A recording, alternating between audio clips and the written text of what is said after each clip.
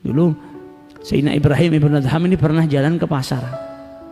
Di pasar dia dapat orang, kedua kakinya sudah nggak ada, ya, kedua kakinya terpotong, kemudian kedua tangannya juga terpotong, nggak punya kaki, nggak punya tangan. Jadi tergeletak di atas kasur di pinggir jalan. Kemudian tubuhnya kena penyakit lepra, matanya buta.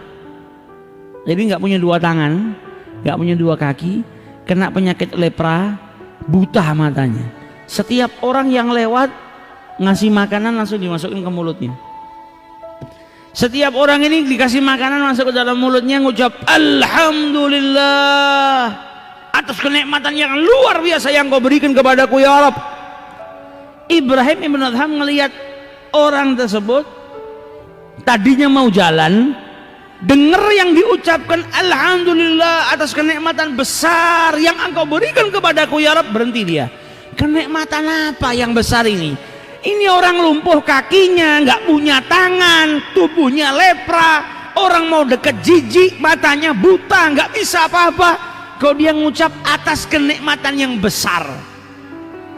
Nah ini kadang kita disuruh ngelihat orang yang di bawah kita, orang ini, supaya kita bisa merasakan untuk menyadari kalau kita punya kenikmatan yang besar yang orang lain nggak punya. Maka berhenti Ibrahim ibn Adham, dideketin orang itu sama Ibrahim ibn Adham. Dia ngucap salam, Assalamualaikum, dijawab Waalaikumsalam ya Ibrahim. Kaget Ibrahim bin Adham. Ini orang pertama kali saya lihat, saya nggak kenal. Orang ini buta. Saya ucapkan salam, jawab salam saya dengan nyebut nama saya. Ditanya sama Ibrahim ibnu Adham, min aina ta'rifuni, dari mana kau kenal diriku? Kita ini nggak pernah berjumpa, kau nggak bisa ngelihat. Maka dijawab sama orang tersebut, ma jahiltu syai' mundu araftullah. Gak ada yang tidak aku ketahui semenjak aku kenal dengan Allah Subhanahu wa taala. Orang kalau sudah kenal betul sama Allah, tahu betul Allah Subhanahu wa taala, gak ada yang tertutup bagi dirinya. Maka kata Ibrahim ibn Adham, saya mau tanya, engkau ini tadi bersyukur kepada Allah atas kenikmatan yang besar. Apa kenikmatan yang besar yang kau maksud? Kau gak punya kaki, gak punya tangan, lepra, matamu buta. Kau nggak punya rumah, rumahmu ini di pinggir jalan. Apa kenikmatan besar yang kau maksud, yang kau syukuri kepada Allah Subhanahu wa taala?